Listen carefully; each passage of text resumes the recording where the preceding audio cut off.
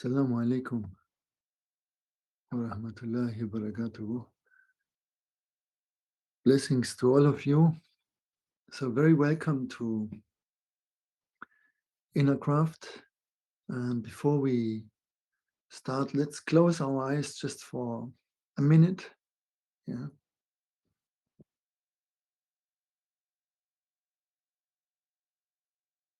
And we are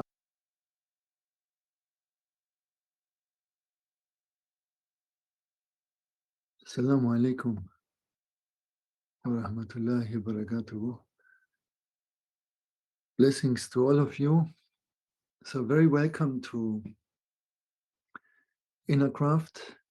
And before we start, let's close our eyes just for a minute. Yeah.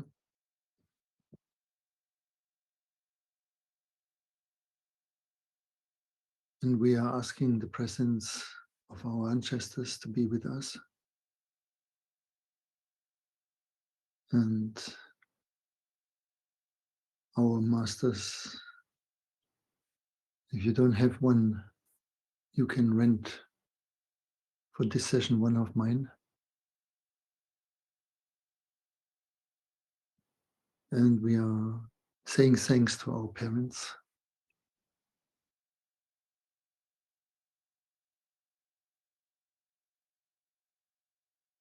And all the good people that we met in our life.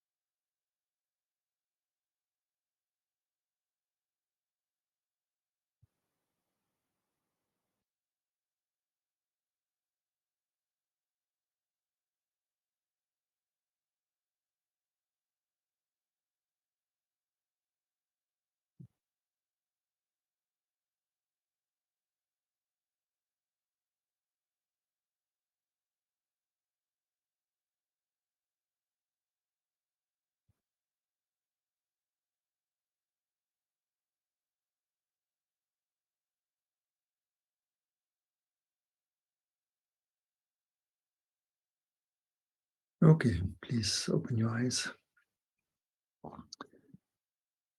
So, I hope every one of you is fine. Yeah. And month of Safar is coming to an end. And that has been a very powerful month. Maybe you noticed. Usually this month comes with some difficulties. But in the difficulties, we learned that there's also blessings. So it comes with these difficulties and the blessings both. Now today we want to speak about cosmology, and how we lost it in our life, how it got, let's say, marginalized or banalized. I don't know, banalized, if that is an English word, but where we make something not meaningful anymore for us. And it's made in a way that we can read in newspapers. If you are Pisces, then this week your boss will not be nice to you, or these kind of things that are completely ridiculous, right? Now, before we go there, I want to go to some kind of foundations that are important to understand what will follow them. So all of you are familiar with the concept of consciousness and subconsciousness, right? Yeah. So when I say consciousness, you have a certain idea what is consciousness. And when we say subconsciousness, you have a certain idea what is subconsciousness. Is that right? Yeah. So in this concept, it is said to us that our consciousness is around 3% in comparison to the 97% of our subconsciousness. Yes?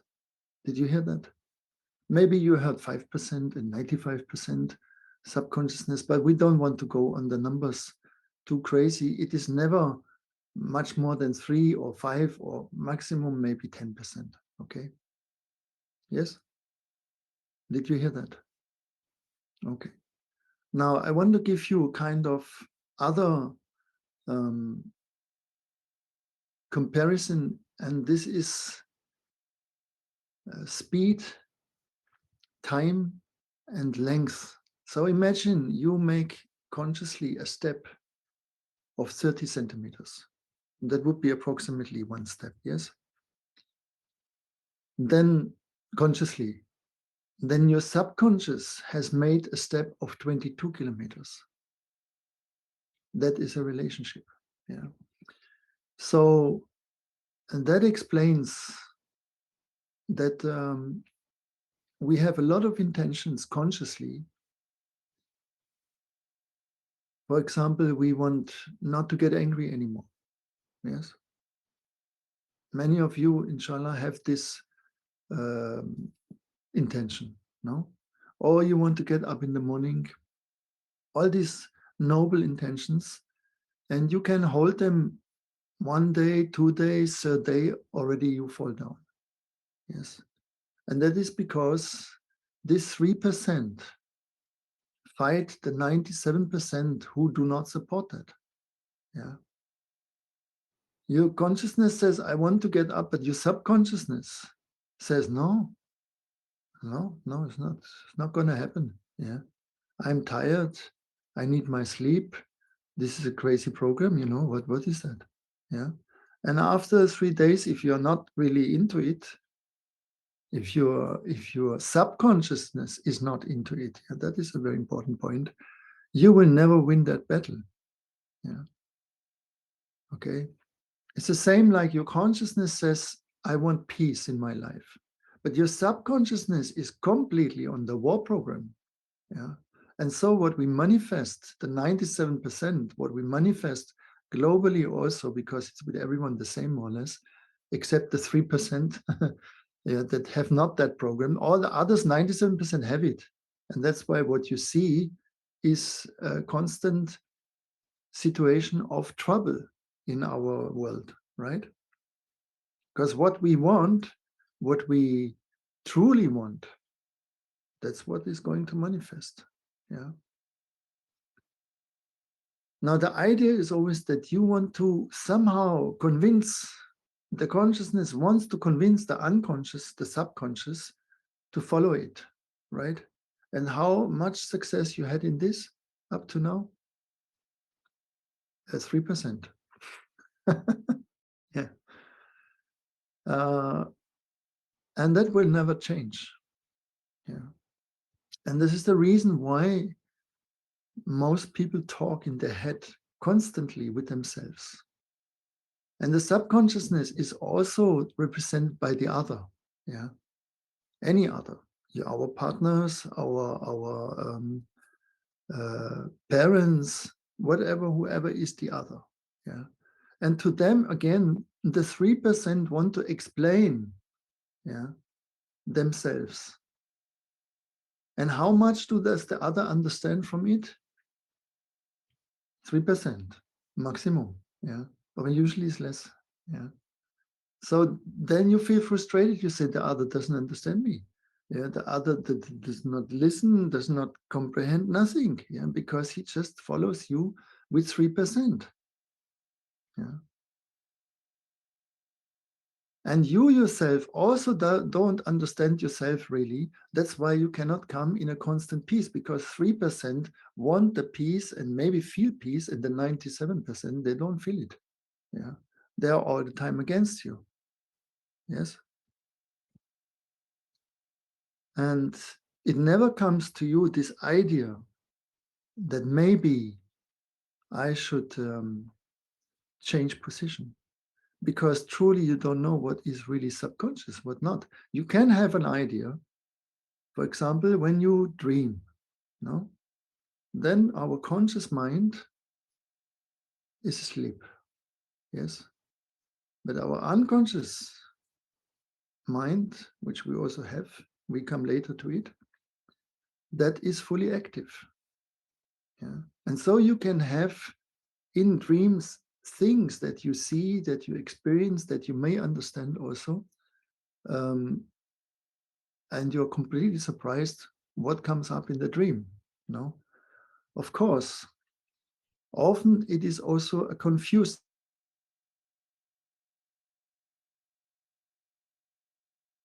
Yeah.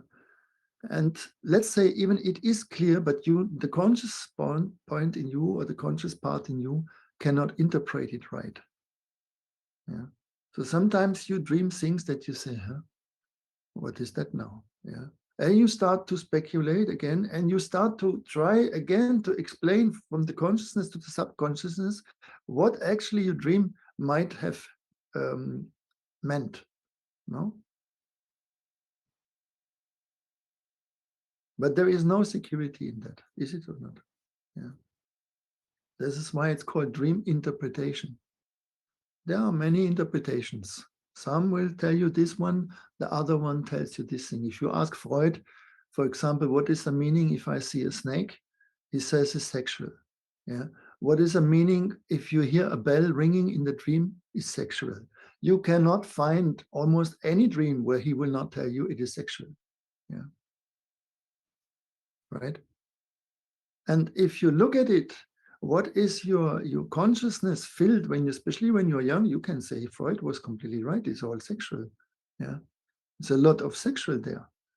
Yeah. And if you imagine you somehow you oppress 97% of it, and then you can also again explain why there is such an industry of pornography that publicly maybe only 3% will say, yes, I watched that.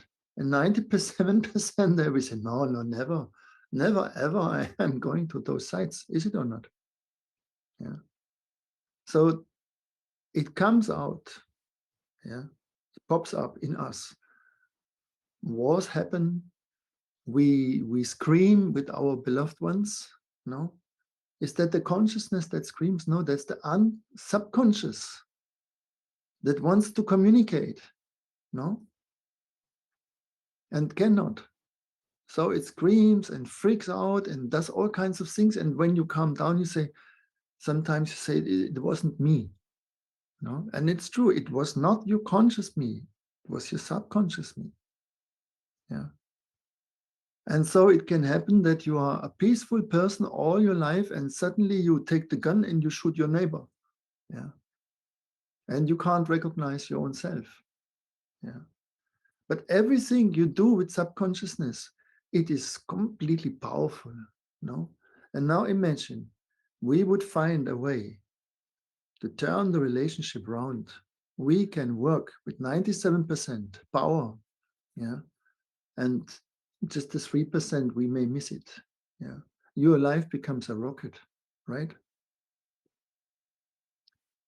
And this rocket is shown to us through the cosmology. Yeah. So I don't want to go very wide in it because the truth is I don't know much about it. Yeah. But the little thing that I know about it, yeah, has already turned my life in a complete different direction. No? So sometimes when you know little, it's good to work first on that before you go into the highest complexity. So I will just share let's say what I understood on my own experiences that have to do with the consciousness and the subconsciousness as well. Yeah. So we basically can see with our blank eyes two planets. I say two planets. Okay, don't criticize me, please, on this, because I know astronomically the moon is not a planet and the sun is also not a planet. But let's keep it simple. Yes, please. We don't want to make that discussion now. So we can see two sky bodies. Yeah. Yeah. I like the word planet, but scientifically it's not correct. However, we can see the sun and the moon very clear. These are the two planets that we can see with our telescope, yeah, and we see them very regularly and we are fully aware of them. All the others, some of you may find the Venus, some of you may find even Jupiter, some special ones of you, they may find Mars, well, Mars, but you understand it's not so easy, yeah, to know. Yeah, and if nobody will tell you or show you by yourself, probably you won't find, but the moon and the sun, you find them by yourself. Is it or not? Yeah. So the moon in the Sufi cosmology represents our self. Yeah. And as the moon has not his light, an own light, he is very insecure in itself. Yeah, and he tries all the time to get information from others. Yeah, and is energetically, permanently trying to connect with the other. Yeah, and the sun represents our higher self. Yeah, the spirit self. And in the spirit self, in that self, we are all one. Yeah, what the New Age loves to say, we are one. Yeah, we're not one in our moon self, which is mostly the self that we are identified with. Yeah. So in the spirit self, we are one because our origin. But in the moon self, we are definitely not one. Yeah, we have all of us very, very different in every aspect. Yeah. So then you will ask yourself, okay, what is the earth in that picture? Yeah. The earth is our body. Yeah, that represents our body. Yeah. Because we're made out of earth, right? Is it or not? Yeah, and all the elements, everything comes from earth. So the earth is our body, that would be our ascendant. Yeah. So these are the three things we look first. No? So the moon is all about feeling, about emotions. Yes. Here and there is all the time in the emotions. And if we find a body location for it, we would put it in the belly. Yeah. Okay. And the sun is here. Yeah. And the ego, yeah, which is connected with the moon in a way, yeah. Our mind, yeah, is here. It's all around here.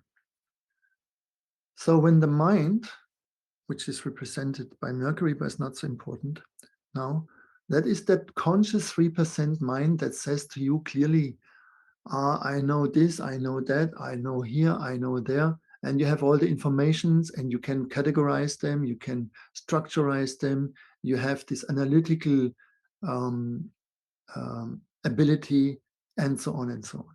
Yeah. Some have a little bit better mind than others. Yeah.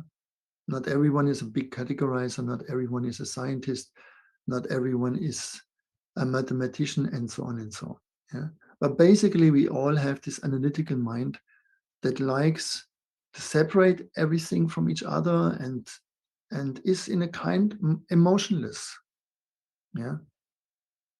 And the moon is exactly the opposite. The moon is full of emotions. So these two minds, yeah, are permanently in conflict. So this one mind, yeah, is this conscious mind.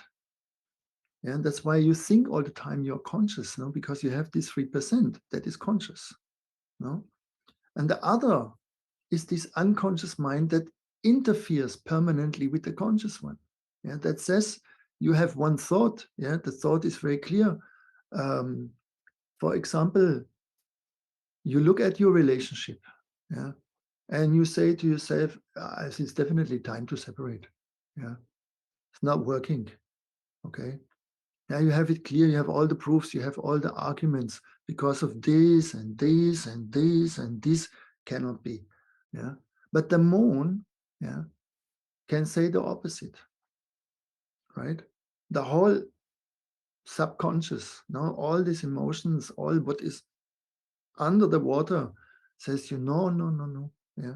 Changes also can change, can say yes, no, yes, no. It's not clear. It cannot find stability, right? That's why when we want to have stable relationships, we have to go into higher fields, yeah, where we are not really anymore depending, yeah, on the moon just or on the mind, yeah. So in the beginning, the cosmos, the word cosmos also represents consciousness, complete consciousness, yeah. And there was this knowledge what happens in the cosmos and how we are, yeah. Okay, from where we come from, all this we knew it. Now we don't know anymore our origin, and this again is the subconscious, because we identify with the moon, yeah. That is our game here on earth, no? We are thrown into subconsciousness, not unconsciousness, because it's there, but we cannot reach it yet. We don't know, yes.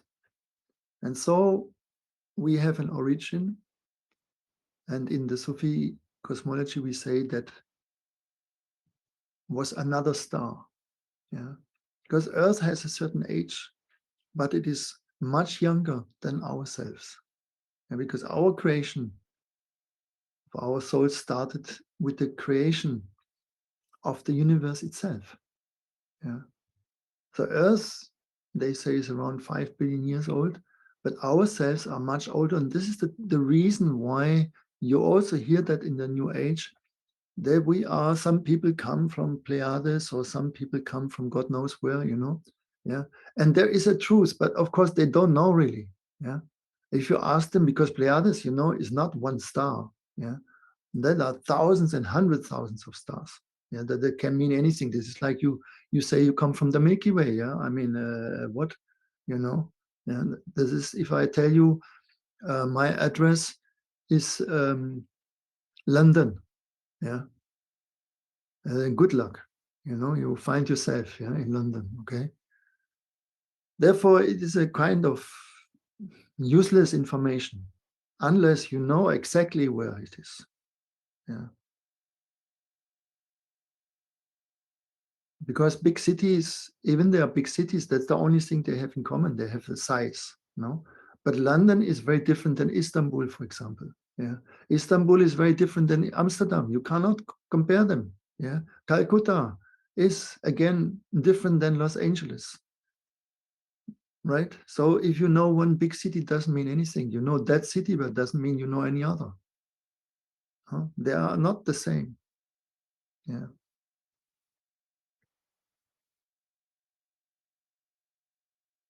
And so when we come here, we got these two planets to orientate. And of course, in our forgetfulness, in our ignorance, we look half of our life to the moon and we say, oh, yeah, yeah. And when you look to the moon, have you ever noticed how you feel when you look to the full moon, for example? And I mean, not like one look, but let's say you look a little bit longer, like 10 minutes. Yeah. Then you feel how it starts to move you. Yeah. Your whole belly starts to move. No? Yeah. And you get all kinds of feelings, sentimental feelings, melancholic feelings, um, maybe some love feelings. They say, you know, sometimes you have butterflies in your stomach. Have you heard about that? We say that in German. We have a proverb. Yeah, I don't know. You have that maybe also. It's translated literally butterflies in the stomach. Yeah, that is the moon. That is what the moon does. No, it gives you these butterflies. You can also have butterflies in the stomach negatively. That would be more like ants in the stomach. If you have an exam, for example, in the school, no, that would be something like this. You don't know why is it, but your emotional, your subconscious says clearly is it's not good for you, you know. So, for example, when you have a job, yeah, Your consciousness says, I do this job because they give me a lot of money. But your subconsciousness says, it's not a good job for you. So you have these resistances to it. And every day when you get up and you think on this job, yeah, all your 97% say no. Yeah. The moon says no. Yeah. And the consciousness says, keep quiet because I earn a lot of money, you know. Yeah. So like this, you can never have happiness. You understand? Yeah. And many times it happens that people listen to the moon finally, you know, after they have nerve breakdowns in the job and all kinds of things, and they change the job entirely, and the manager becomes a farmer or whatever. The heart surgeon, I was hearing a documentary once in the radio, um, a famous heart surgeon, very successful in Germany. He became a truck driver. Yeah. You know, he loved his subconscious told him, you know, I love truck driving. Yeah. And every time he was in a truck, you know, he felt the happiest man on earth. So finally he understood he has to become a truck driver. And they asked him, do you regret? He said, never ever. Yeah. Never ever. Yeah. I'm so happy being a truck driver. And there is a planet which is looking the same, very, very similar like our Earth. Yeah. And the difference in this planet is the main difference that everyone is completely happy with what he does. Yeah. So there is no division anymore in that planet between the subconscious and the conscious. Yeah. And you could call it the paradise in a way. Yeah. Because that happens also there. But it's actually not a paradise. It's just a planet. Yeah. And the baker there is the happiest baker you can imagine. The gardener is the happiest gardener. The king is like there's kings, the one king is the happiest king. The queen is the happiest queen. The servants are the happiest servants. No, so everyone there is in full agreement with what he does. And in our planet, yeah, which is the negative Earth, let's say, yeah, is it nobody is fully happy with what he does, right? 3%, no? Yeah, and the 97, they say, no, no, that's not good here. Yeah.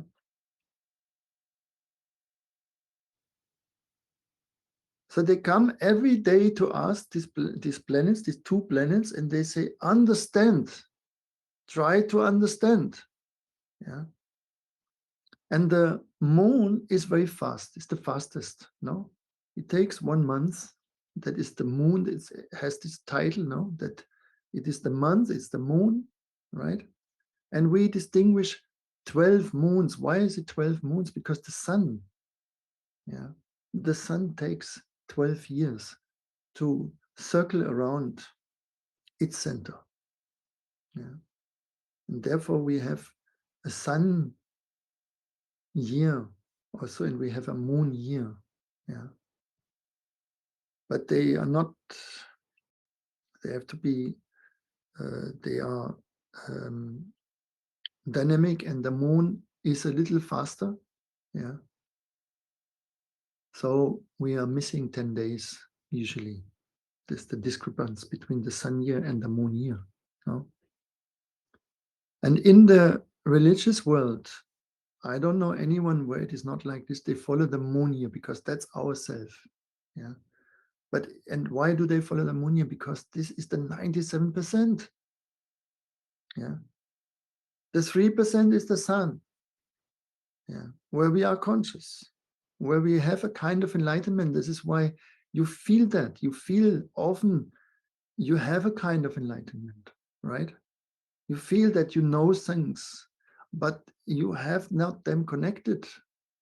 Yeah. They stay alone. It's like the sun is somewhere there, but it's not connected. Yeah. Now imagine we could find a way to connect with this 97%. Yeah, because this is all about what the cosmology wants to give to you. Yeah. That's actually the game. Yeah. That's the game of the cosmology. It says to you, look, it's in front of you. My goodness. Yeah. Learn it. Wake up. We want to help you. Yeah. And we look every day, we say, well, yeah, well, oh, today's cloudy, more not good. The moon is half. Oh, who cares? No? Yeah. And that's our relationship, right? And so that means it's exactly the relationship you have there is what you have with yourself. Yeah.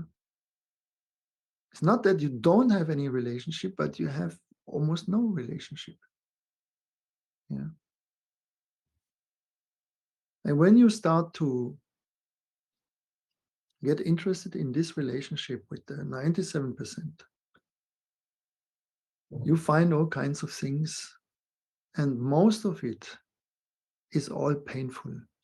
Because you identified with the 3%, with the sun that makes everything shiny, and says, wow, you are so great, and you are great, but you are great 3%. Yeah. And you fight for this 3% like the King Kong. Yeah. Yes. And the 97, it does not mean that you are 97% evil or bad, but it is the 97% that you don't want to come in contact with. Yeah. And so they rule the world. And you can see what is inhabitated there. Yeah. It's the greed, it is the envy, it's the pride, it is violence. Yeah. It's all there. No? And you ask yourself, what am I? Am I violent? And you say, no, I'm not violent. Yes, 97% you are, but you don't want to look at it. Yeah. You don't want to see it. Then when you have a relationship, yeah, point, point, the other one, yes, which is the 97%, shows you all the shadows and all the things that you don't want to see. Is your moon. Yeah, is you. Is your subconscious. The other one is your own subconscious. Yeah. And you can't ignore it because it's in front of you. It's so close, it's so intimate that you see this 97%, you see that and you say, oh God, no. Yeah. So you want to get rid of it and you say, I was a good person, I was very peaceful, I was so nice person, before. Now this person come in my life and turns my life into hell. Yeah, I'm a monster now. Yeah, is it or not? Right? And you kick them out of the door and you say, okay, now it's good. Yeah. They say, okay, take the next one. Next one, same thing. Yeah. Because every time you become intimate, you will see the subconscious. Yeah. And you keep on kicking the other unless you see that it is your own self. Because what you attract is your own self. Yeah. Because you want to know deep inside of you, you want to know yourself. Yeah. That is the deepest desire you have. You want to know yourself. Yeah. So we are crazy about relationships. That's our craziness, right?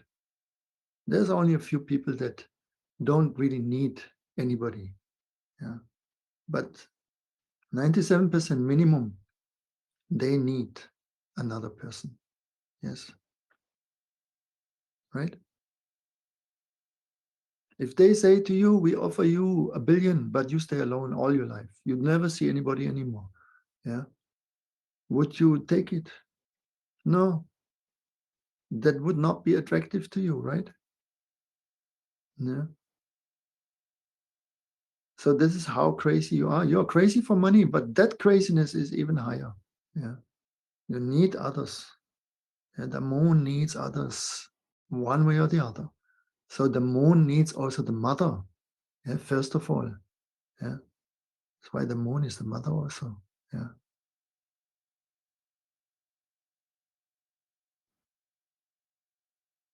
And the Son is the Father, is the spiritual Father, is your own Father. Yeah, is also your own mother. Yeah, because the Spirit has no sex.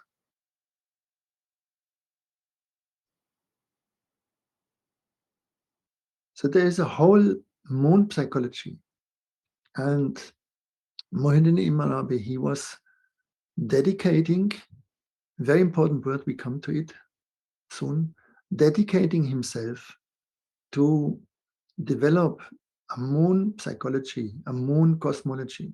Yeah.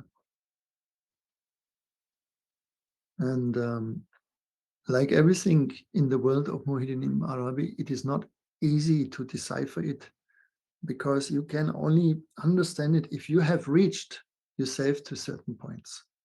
And the same is with the Quran, with every holy book. 3% of that book is on the surface and you understand. 97% of that book is completely encrypted, and you cannot know it unless you know yourself. Yeah. And it is with all the holy books the same thing.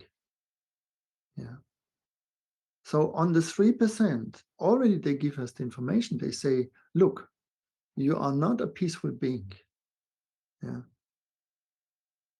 Not a peaceful being. And they give examples how in history we were already in the same situation like we are now. They were battling with each other, they were betraying each other, and so on and so on and so on. Right?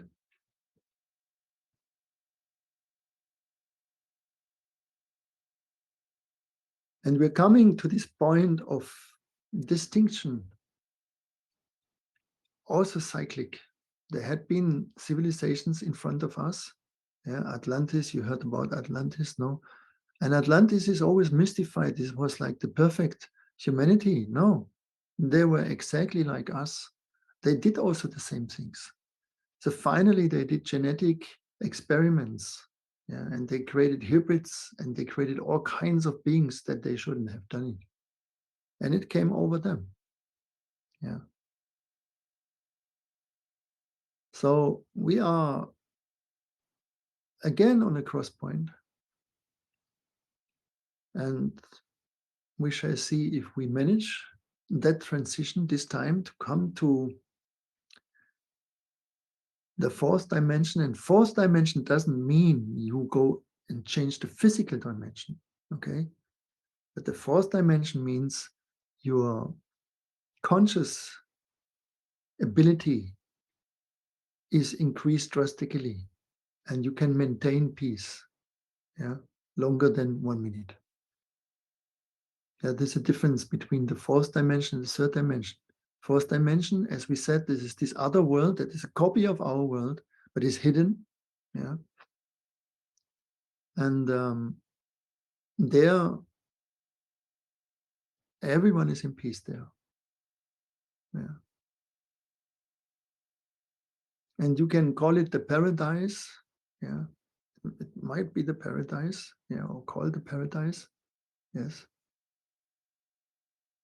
Where the subconscious doesn't bother you anymore. It's unified. Yeah. And this is how you reach paradise. Something is taken back away from you. Something has been clarified. And if you cannot clarify it in this life, yeah, then you have to go through the fire. Yeah. It's the hell. And in the hell, they show you all the points. Yeah. What you don't want to see. And according to your resistance, your level of resistance is first hell, second hell, third hell, seventh hell, and even below that. But that's not so important. Yeah. The same thing is already in our life. Not everyone suffers the same. It is about the resistance you have. Yeah. And now I want to introduce you to one thing which is a very strong aspect in Sufism. And this is the aspect of dedication, of devotion. This is the point of devotion. Now, when a person reaches a point of devotion. Yeah. That means devotion only happens if you go with 97% of yourself into something. That is devotion. Yeah. Like let's say you are a devotional tennis player.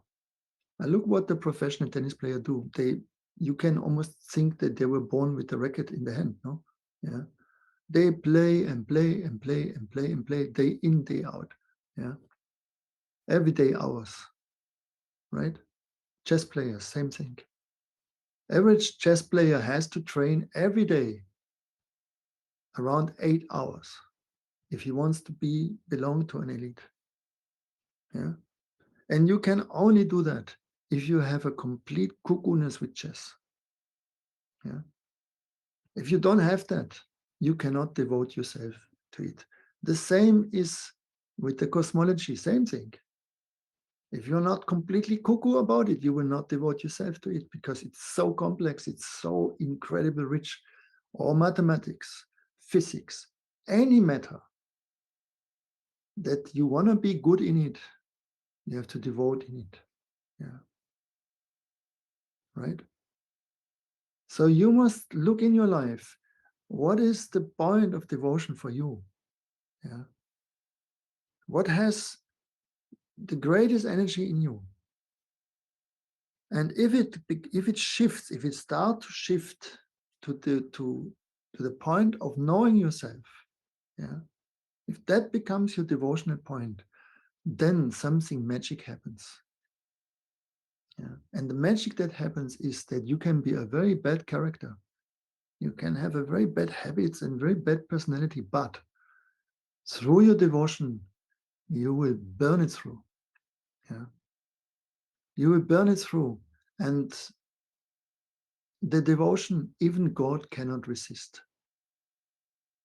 If someone is devoted, the divine does everything to stay invisible. No, I think you noticed that, right? Yeah, I mean, you try many things, no? And nothing. Yeah, you can say, Allah, please make yourself visible. For this. It's not important. Yeah, it's not happening. Yes. But when you start to devote yourself completely, yeah, then even the divine cannot hide forever. And it will become visible. And that's why it says, I am the light of heavens and earth. Yeah. Okay. So there is this light that is the sun. Yeah. That is a light of heavens and earth. Yes. And if you devote yourself to the sun, yeah, to the moon and the sun, these two planets you have to devote. Yeah. In that moment, your life becomes unified and you go like a rocket. So, for example, in the morning, why do we say to get up in the morning? Huh? Because there is this light latent in us. The 3% light is living in us. No? And when you get up in the morning, you get all the power of this planet, that light, the divine light rising up, and you raise with it. Yeah? And if you are devoted, there's not a discussion, do I get up? Do I not get up? You will get up. You don't need an alarm clock anymore. Yeah. You don't need an alarm clock anymore. You just say, yeah, I'm getting up, and the 97%, because that is the point. No, you have the 97%. They shoot you up. Yeah. The Prophet Sallallahu, he was saying to his companions, because one or two were complaining, saying, Prophet, Mom, it's winter time, and we have to go all the way to the mosque, and this, it's not so nice, And Prophet said, no problem. No problem. You stay at home in the bed, even if you want. No problem. Yeah. Stay there. Yeah. I understand this is cold, it's a long way. Also for some of you, don't worry. No one of you has to come. Then next day, again, all of them were there. So Prophet, peace be upon him, asked them, I said, why did you come? I said to you, you can stay. And they said, yes, but our beds were becoming like fireplaces and we couldn't stay inside any longer.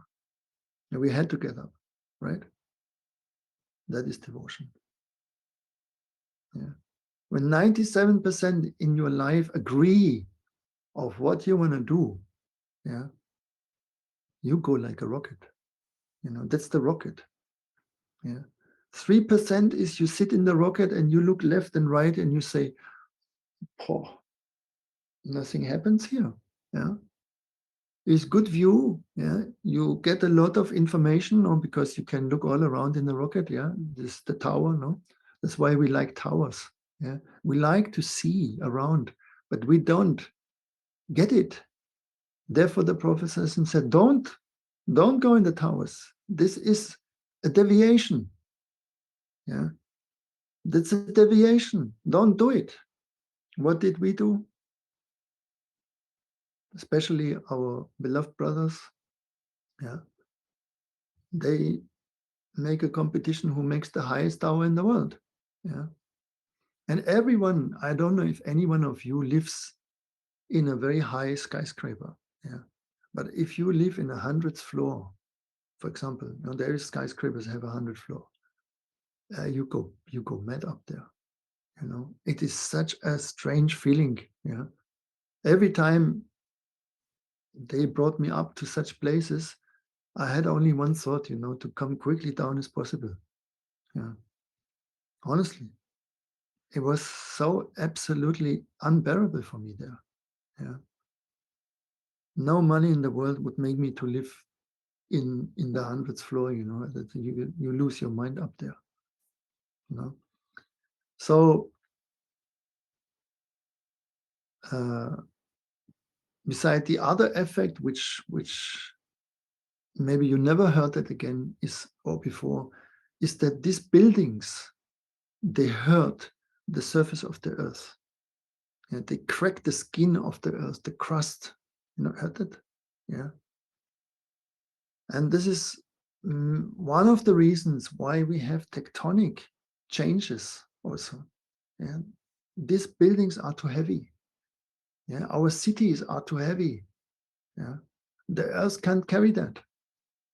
And it is not long time ago that they found that out. Yeah.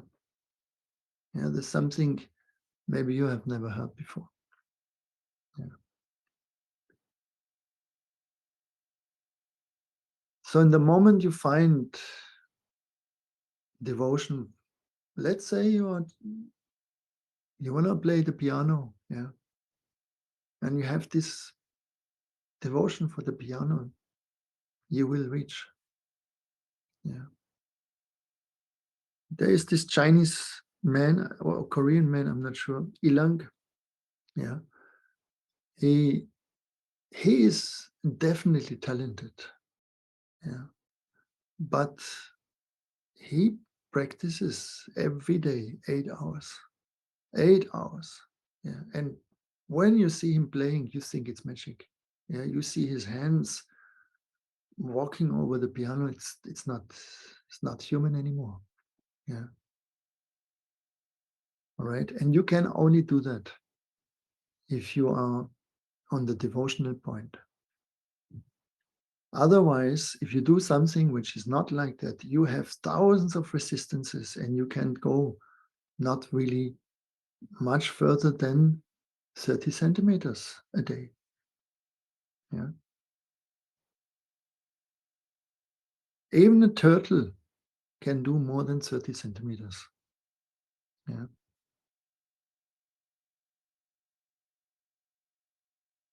We are the slowest beings in the whole world. Even a fly can fly more than 30 centimeters. Yeah. Even a snail can crawl more than 30 centimeters. Yeah.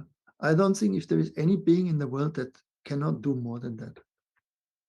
Yeah. But the human being cannot do more than that. And on top of that, we have another funny habits that we make a step forward and we make a step backward. Have you noticed that? Yeah, you make one forward, one backward, one forward, one backward, one forward, one backward. Yeah, there's not happening anything, right? And of course, that is very, very frustrating after a while in your life. It gets more and more frustrated. So people end up in depression. Why they should be depressed? Of which reason? Why people in the West having no hunger, no issues where they are persecuted for their lives usually, why they have the highest rates of depression? Yeah,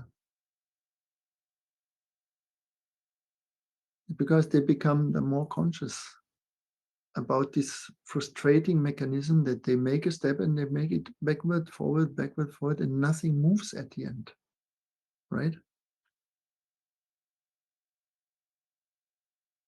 And the same thing is if you are a religious person and you practice something that you actually don't want, yeah, that you fight every day for it, because you are not on the devotional point, you're on the point of obedience, maybe, or on the point of culture that your papa said you have to do that, right? And then you do it.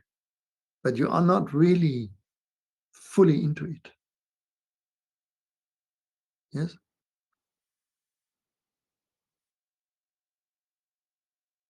And a person who is in a devotional point can do miracles.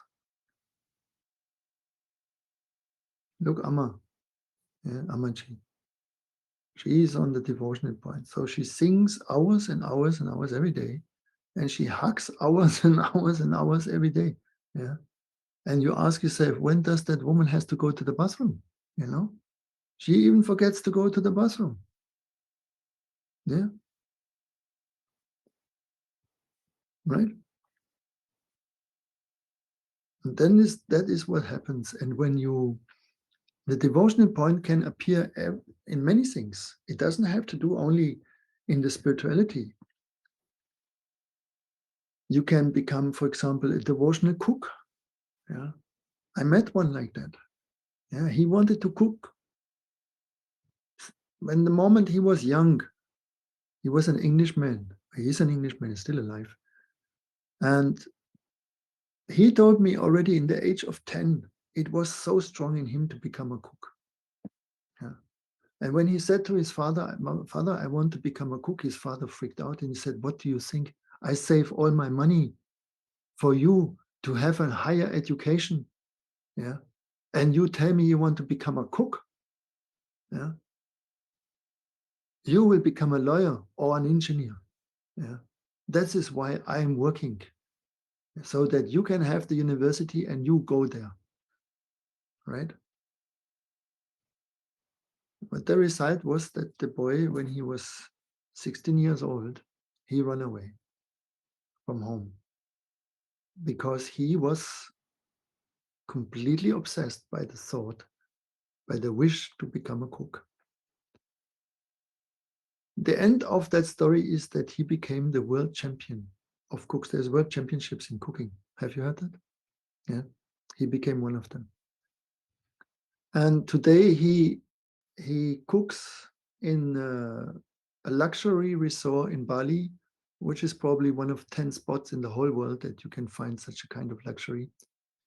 And he's the chief of the kitchen there. Yeah. Beautiful man. Happy, happy, happy, happy cook. Yeah.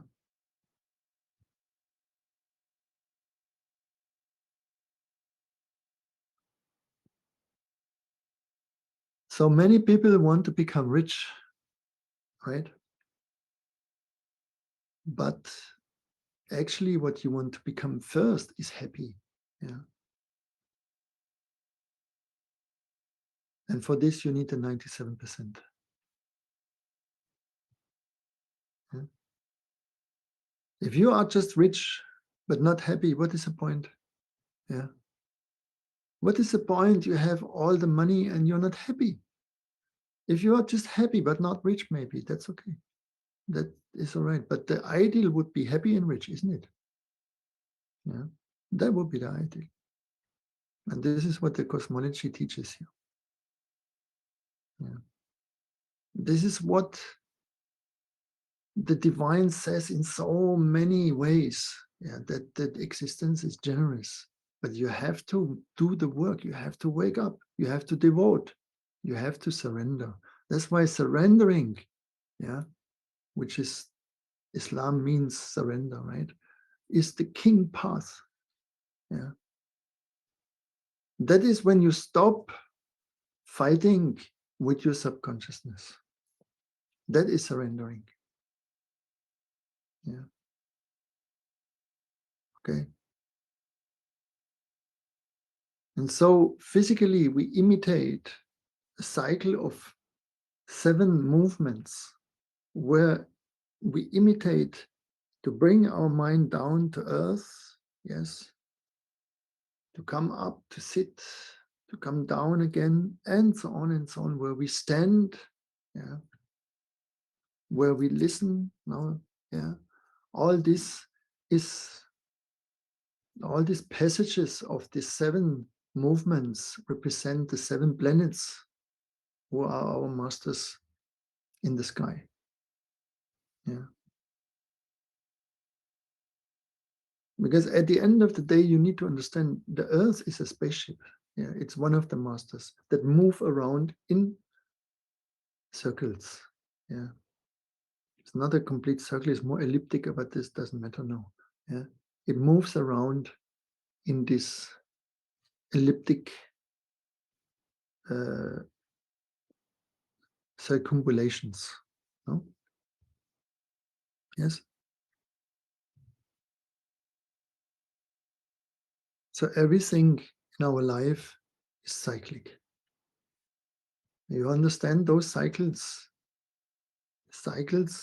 of the big masters, the cycles of the moon, cycles of the sun, and all these cycles, you just have to understand the cycles, you already make a big step.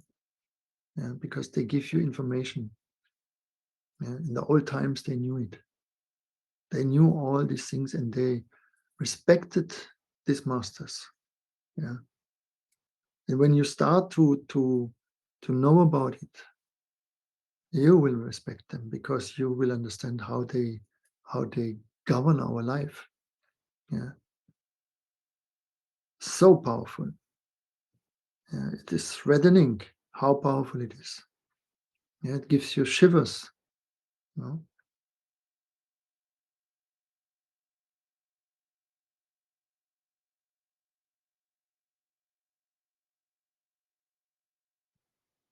And for this reason, it is said in the book of love that we perfected the path on you.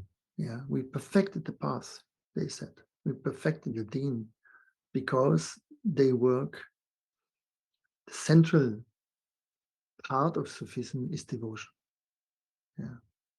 Everything you do it with devotion. And you will run with all your power through your life. Yeah. Don't do anything without devotion. This is a waste of time. Yeah. Don't go to work and try to survive and sit your time up, like in the prison. Yeah. And even life brings you to the prison, become a devotional prisoner. Yeah. Yeah. That is what Sayyidina Yusuf did. Right? He took that time and he turned it for his favor. He turned it to his favor. Yes. So everything you learn to turn to your favor. That means devotion. Devotion you cannot defeat. Yeah. As we said, even the divine has to show himself finally if you devote. Yeah, because you travel through all the dimensions and wherever it is, nobody can stop you. Yeah. That is the way he says, you meet me. Yeah. All right.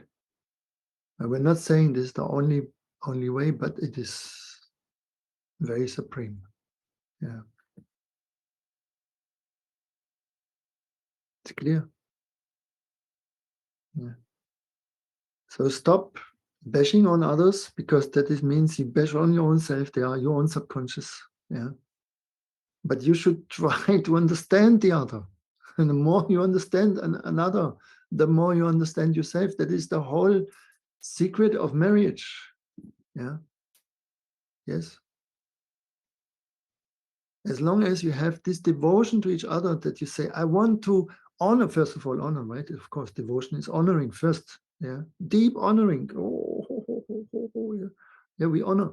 And then we try to know and to see and to feel and all this, no? Yes. And then we understand ourselves. Yeah. That's why Prophet said, everyone is a brother, the brother also, but the mirror to the other. No? So he mirrors your subconscious. Yeah. And when a couple unifies, when they stop the fighting, that is the point where the universe is in front of explosion. Yeah, because they have such a power. Only two souls, when they unify, yeah, they can create such a power. Nothing can stop them. Yeah. That's why, as a result, comes life. And they have to unify. Only physically life comes already. Now imagine they unify in their hearts, in their bodies, in their mind, in everything. Yeah.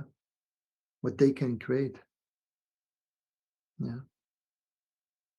That is described in the old texts. No, that's why they say that the gods, they make children. Yeah. How did they make children? Yeah. Because this unities, these unifications that they could reach, they created such a beautiful beings. Yeah. And made themselves also to become beautiful. And if you fight the other, what do you experience when you fight the other? Yeah. Where did you experience the most hell in your life? Huh? With the other, right? That is clear. No? I don't think that you have experienced any other hell more than in these situations. Is it or not? Yeah. So instead of wasting your life in fighting, do the opposite. Yeah.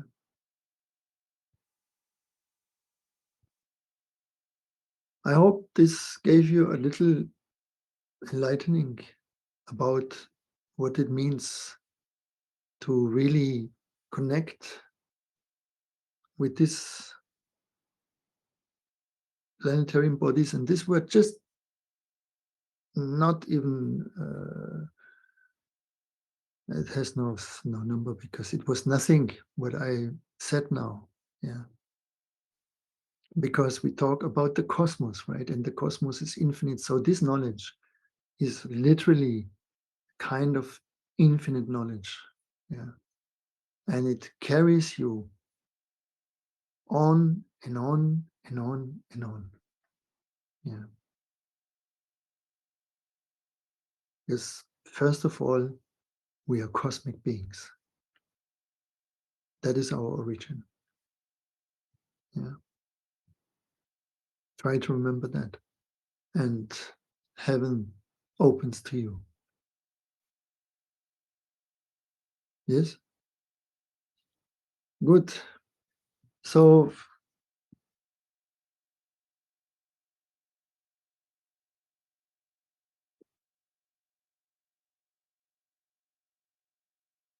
I'm very thankful that we can share this with you. And also my wife, Haja Uda, is present today. That is always good. Yeah. She is actually the one who knows 1,000 times more about this than me. And I hope I didn't say too much nonsense in all that. But I think most of it was correct. Yeah. Okay.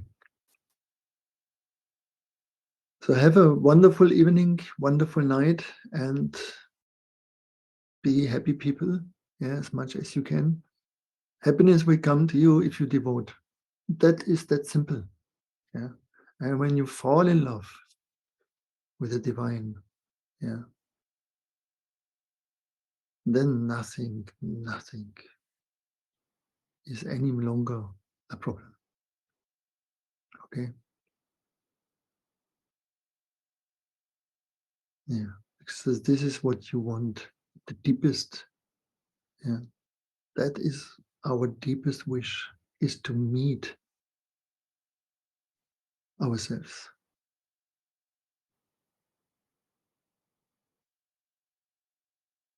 Good. All the best to you, and thanks so much, Andres, to you and to all the team behind you, yeah, for making this platform alive. And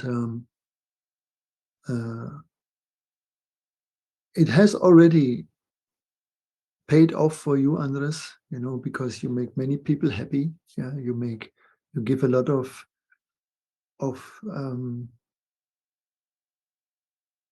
true things. Yeah, and you make it possible that we can share those things. So you're already blessed.